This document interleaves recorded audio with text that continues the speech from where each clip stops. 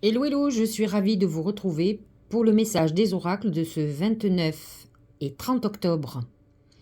Ce week-end, c'est la dernière ligne droite sur le mois d'octobre et en fait on se prépare, on avance vers Halloween, vers la période des morts.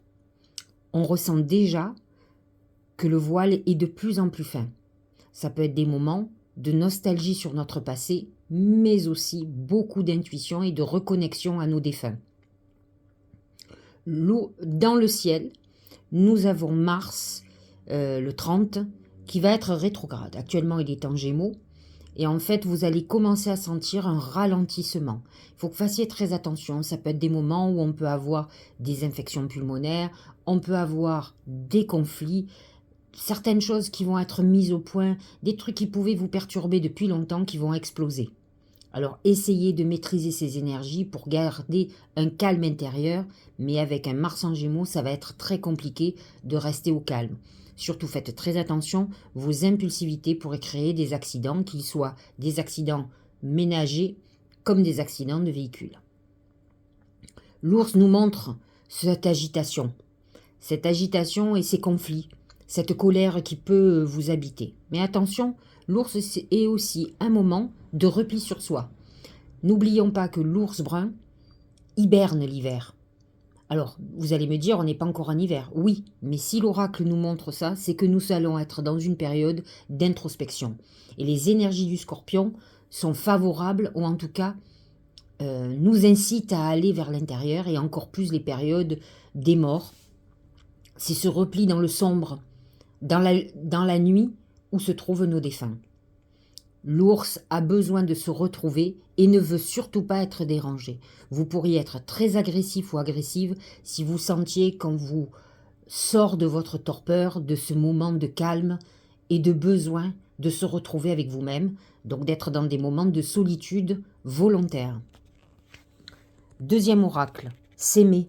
Regarde-toi dans le miroir, admire ta beauté physique, la grandeur de ton âme et l'immensité de ton cœur.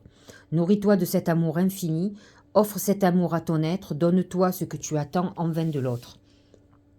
Ces moments introspectifs de repli sur soi, comme je vous ai expliqué, qui représentent l'ours, sont aussi des moments pour travailler sur l'amour de nous-mêmes.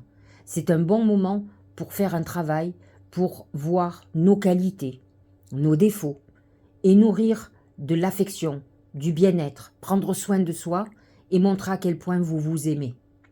Le fait de vous aimer de plus en plus fera que les autres vous aimeront encore plus.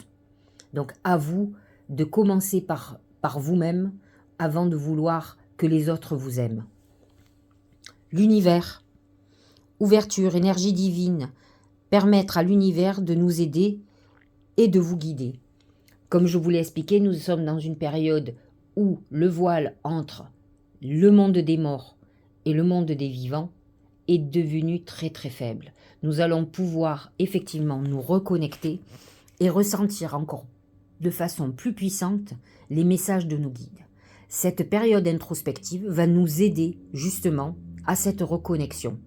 Et nombre de planètes dans le ciel, comme Jupiter par exemple, qui est rentré dans le poisson de nouveau, va nous permettre cette reconnexion à l'univers et à des plans supérieurs. Alors, à la fois, recentrez-vous sur vous et ouvrez-vous à ce monde parallèle qui va vous permettre d'y voir clair. Dans l'obscurité, nous pouvons capter la lumière.